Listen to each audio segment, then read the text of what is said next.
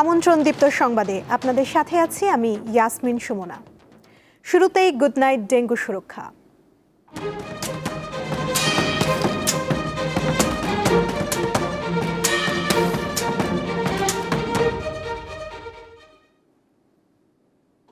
জ্বর হলে নিজে নিজে ওষুধ কিনে না খাওয়ার পরামর্শ দিচ্ছেন চিকিৎসকরা, কারণ এতে ডেঙ্গু ও চিকুনগুনিয়ায় আক্রান্ত রোগীরা বেকায়দায় পড়েন। তাই জ্বর হলেই চিকিৎসকের পরামর্শ নিতে হবে। বাংলা বর্ষপঞ্জি অনুযায়ী বর্ষা পার হয়ে শরৎকাল এলেও প্রকৃতিতে এর প্রভাব পড়েনি। এখনো প্রায় প্রতিদিনই হালকা থেকে মাঝারি বৃষ্টি হচ্ছে, ফলে পানি জমছে বিভিন্ন জায়গায়, তাই বাড়ছে মশা। সেই সাথে পাল্লা দিয়ে বৃদ্ধি পাচ্ছে ডেঙ্গু ও চিকুনগুনিয়া রোগী। পানিটা নিষ্কাশিত হতে পারছে না। উপজেলা শহর বলি, মফস্বল শহর বলি, আমাদের বাড়ির আশেপাশে বলি, এমনকি রাজধানী শহর ঢাকাতেও, তো সেগুলোর মধ্যে কিন্তু আসলে এডিস মশার লার্ভা পাওয়া যাচ্ছে এবং আমরা কিন্তু ডেঙ্গু রোগীও পেয়েছি।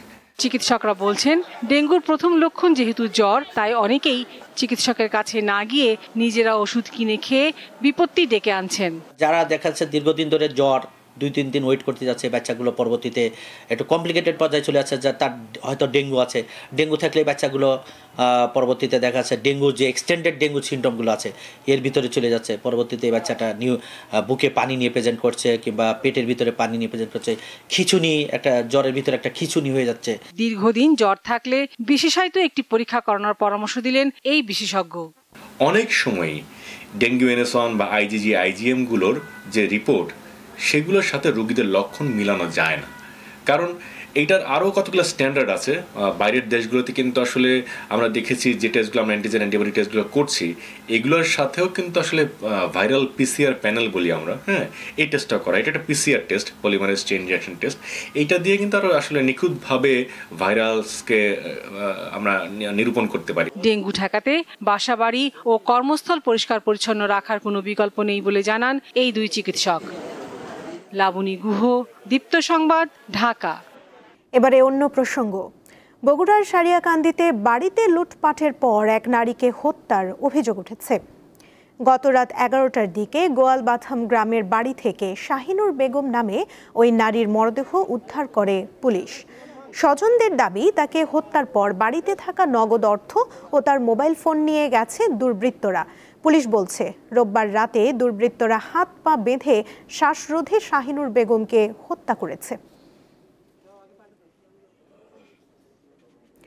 চট্টগ্রাম বিশ্ববিদ্যালয় ও জোবরা গ্রামে এখনও 144 ধারা বলবৎ রয়েছে। নতুন করে সংঘাত এড়াতে টহল দিচ্ছে যৌথ বাহিনী। হামলাকারীদের আটক করতে অভিযানে নেমেছে যৌথ বাহিনী। স্থানীয়দের অভিযোগ, সংঘর্ষের পর তাদের ঘরবাড়ি ও দোকানপাটে হামলা ও লুটপাট চালায় শিক্ষার্থীরা। তবে লুটপাটের সাথে শিক্ষার্থীরা জড়িত নয় বলে দাবি করেছে শিক্ষার্থীরা। এদিকে সংঘর্ষের ঘটনায় 21 সদস্যের তদন্ত কমিটি গঠন করেছে বিশ্ববিদ্যালয় প্রশাসন। তদন্ত শেষে দোষীদের বিরুদ্ধে মামলা করা হবে বলে জানানো হয়েছে। অন্তর্বর্তী সরকার সংস্কারের আকাঙ্ক্ষা পূরণ করতে পারেনি বলে মনে করছেন অর্থনীতিবিদ, ব্যবসায়ী ও সুশীল সমাজের প্রতিনিধিরা। আর সিপিডি মনে করছে, সংস্কার ও নির্বাচন প্রশ্নে অন্তর্বর্তী সরকার পথ হারিয়েছে। গতকাল বাংলাদেশ রিফর্ম ওয়াচ নামের নতুন প্ল্যাটফর্মের আত্মপ্রকাশ অনুষ্ঠানে এসব কথা বলা হয়।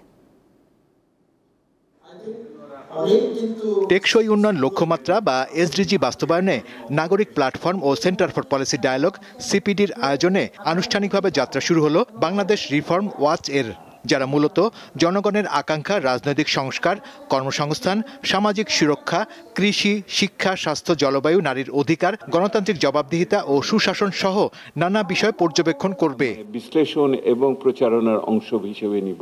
সোমবার রাজধানীর একটি হোটেলে বাংলাদেশ রিফর্ম ওয়াচের আত্মপ্রকাশ অনুষ্ঠানে সংস্কার নিয়ে কথা বলেন ব্যবসায়ী, অর্থনীতিবিদ, রাজনীতিবিদ ও সুশীল সমাজের প্রতিনিধিরা।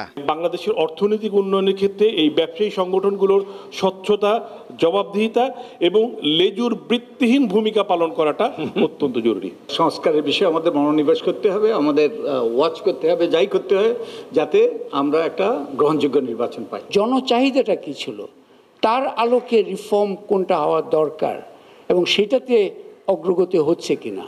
সংলাপে সিপিডির চেয়ারপারসন অধ্যাপক রেহমান সোবহান বলেন, সংস্কার ছাড়া নির্বাচন ঝুঁকির মধ্যে পড়বে। আর সিপিডির সম্মাননীয় ফেলো ডক্টর দেবপ্রিয় ভট্টাচার্য জানান, কোথাও কোথাও মনে হচ্ছে অন্তর্বর্তী সরকার পথ হারিয়ে ফেলেছে। এই অন্তর্বর্তী সরকার কি পথ হারাইয়াছে? এই প্রশ্নটি এখন আমাদের মনের ভিতরে বড়ভাবে আসছে যখন আমরা রাজনীতির ক্ষেত্রে বিভিন্ন ঘটনাবলী দেখছি এবং নির্বাচনের প্রস্তুতিতে বিভিন্ন ধরনের প্রক্রিয়া আমরা এই মুহূর্তে লক্ষ্য করছি। Holding out the danger that if reforms আমার মনে হয় দেশে সংস্কার ছাড়া নির্বাচন হলে নির্বাচন ঝুঁকির মুখে পড়বে এবং কিছু মানুষ ভোট গ্রহণে অংশগ্রহণ করবে না। বর্তমানে দেশে সংস্কারের যে সুযোগ এসেছে তা হারিয়ে যেতে দেওয়া যাবে না বলেও মন্তব্য করেন অর্থনীতিবিদ ও বিশ্লেষকেরা। আমাদের সেই চাহিদা সৃষ্টি করার জন্যই নাগরিকের কণ্ঠস্বরের সাথে। শাহরিয়ার ইমন, দীপ্ত সংবাদ, ঢাকা। নওগাঁয়ে অসময়ে চাষ হচ্ছে উচ্চ ফলনশীল তরমুজ। বর্ষা মৌসুমে এসব তরমুজ চাষ করে ব্যাপক সাড়া ফেলেছেন চাষিরা। জেলার কৃষকরা আধুনিক প্রযুক্তির সহায়তায় তরমুজ চাষ করায় কৃষিতে নতুন সম্ভাবনা তৈরি হয়েছে। গাছে গাছে এভাবেই ঝুলছে কালো রঙের লম্বা আকৃতির তরমুজ। দেখতে নজর কাড়া, পাশাপাশি এই তরমুজ খেতেও সুস্বাদু। বিঘাপতি 1500 থেকে 2000 তরমুজ পাওয়া সম্ভব। নওগাঁ জেলা কৃষি বিভাগ বলছে, আধুনিক কৃষি প্রযুক্তি প্রদর্শনী প্রকল্পের আওতায় জেলার রানীনগর, সদর, মাধবপুর ও নিয়ামতপুর উপজেলার বেশ কিছু জমিতে এই তরমুজ চাষ হচ্ছে। প্রতিদিনই আশপাশের এলাকার উৎসাহী কৃষক ও দর্শনার্থীরা চাষাবাদ দেখতে আসছেন। বর্ষার সময় তো তরমুজ পাওয়া যায় না, কিন্তু এখন দেখছি এগুলো খুব সুন্দর হয়ে ধরেছে আর কি, দেখতে সুন্দর লাগলো আর কি। এই ক্ষেতটা আমরাও করব। আচ্ছা, যে তরমুজগুলো খুব সুন্দরভাবে ধরছে এবং আশা করা যায় যে ভালো ফলন পাওয়া যাবে। প্রতি কেজি আমি 70 টাকা দরে পাইকারি দিচ্ছি। অনেকে আছে ক্ষেত থেকে নিয়ে যাচ্ছে। তরমুজের ভেতরের অংশ গাঢ় লাল রঙের। কৃষি বিভাগ বলছে, উচ্চ ফলনশীল মার্শাল জাতের এই তরমুজ উচ্চমাত্রার ভাইরাস সহনশীল। গাছ রোপণের মাত্র 60 থেকে 65 দিনেই ফসল সংগ্রহ করা যায়। হাইব্রিড জাতের মার্সেলো তরমুজ, এখানে মালচিং পদ্ধতি ব্যবহার করা হয়েছে, পাশাপাশি পোকার জন্য সেক্স ফেরোমন ফার্ম ব্যবহার করা হয়েছে।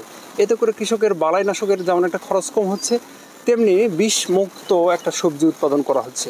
বর্ষাকালে চাষ হওয়া পরিপক্ক প্রতিটি তরমুজের ওজন 3 থেকে 5 কেজি পর্যন্ত হয়। লাভজনক এই তরমুজের চাষ আগামীতে আরও ছড়িয়ে পড়বে, এমনটাই আশা জেলা কৃষি বিভাগের। দীপ্ত, বার্তা কক্ষ। আন্তর্জাতিক প্রসঙ্গ।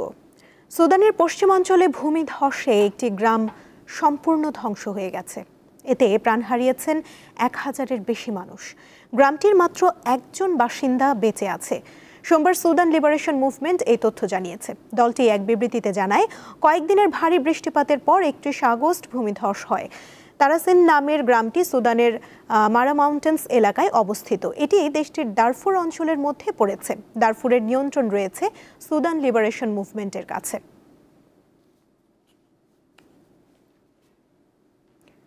আফগানিস্তানের পূর্বাঞ্চলে 6 মাত্রার ভূমিকম্পে প্রাণহানি বেড়ে দাঁড়িয়েছে 812 জনে, আহত প্রায় 3000। ক্ষতিগ্রস্ত জালালাবাদ শহর সহ বিভিন্ন এলাকায় উদ্ধার অভিযান চালাচ্ছে কর্তৃপক্ষ। দুর্গম এলাকায় উদ্ধারকারীদের পৌঁছতে সমস্যা হচ্ছে। ভূমিকম্পে সবচেয়ে বেশি ক্ষতিগ্রস্ত হয়েছে কুনার ও নানগাহার প্রদেশ। অনেক এলাকায় পাহাড় ধসের কারণে বন্ধ হয়ে গেছে সড়ক। পরিস্থিতি মোকাবিলায় আন্তর্জাতিক সম্প্রদায়ের কাছে সহায়তা চেয়েছে তালেবান সরকার।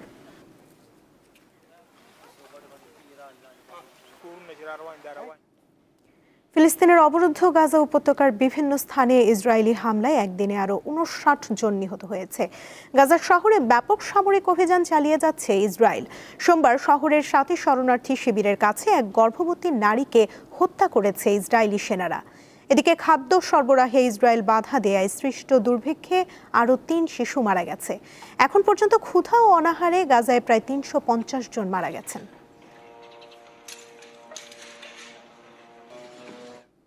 খেলার খবর। আন্তর্জাতিক টি-20 থেকে অবসরের ঘোষণা দিলেন মিচেল স্টার্ক। আসন্ন টেস্ট সূচি ও 2027 ওয়ানডে বিশ্বকাপকে অগ্রাধিকার দিতেই এমন সিদ্ধান্ত নিয়েছেন এই তারকা পেসার। 35 বছর বয়সী স্টার্ক অস্ট্রেলিয়ার হয়ে এখন পর্যন্ত 65টি টি-20 ম্যাচ খেলেছেন। অস্ট্রেলিয়ার 2021 টি-20 বিশ্বকাপ জয়ী দলের সদস্য ছিলেন তিনি। সর্বশেষ তিনি খেলেছেন 2024 সালের টি-20 বিশ্বকাপে। স্টার্কের আন্তর্জাতিক টি-20তে উইকেট আছে 79টি, অস্ট্রেলিয়ার ইতিহাসে দ্বিতীয় সর্বোচ্চ। ওয়েস্ট ইন্ডিজের বিপক্ষে 2022 সালে 20 রানে 4 উইকেট তার ক্যারিয়ার সেরা বোলিং ফিগার।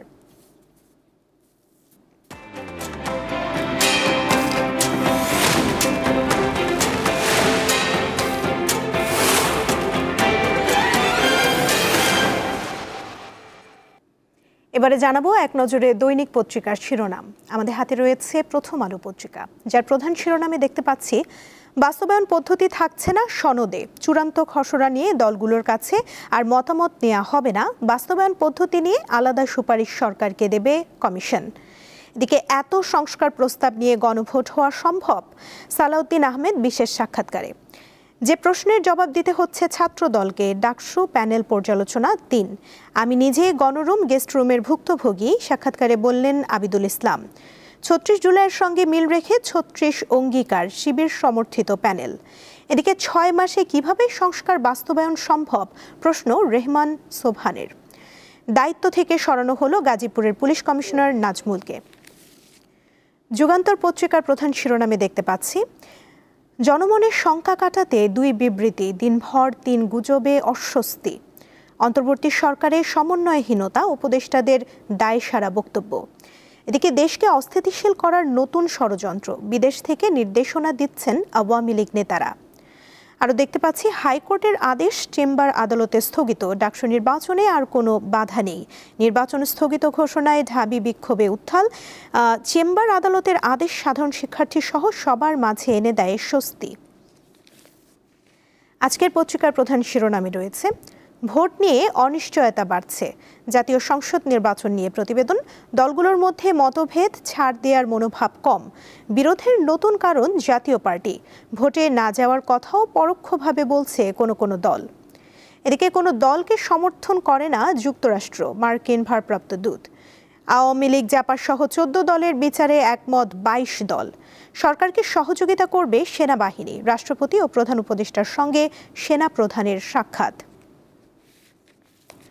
সমকাল পত্রিকার প্রধান শিরোনামে দেখতে পাচ্ছি জাপা নিষিদ্ধের দাবির পেছনে আছে ভোটের হিসাবও, রাজনীতি নিয়ে প্রতিবেদন।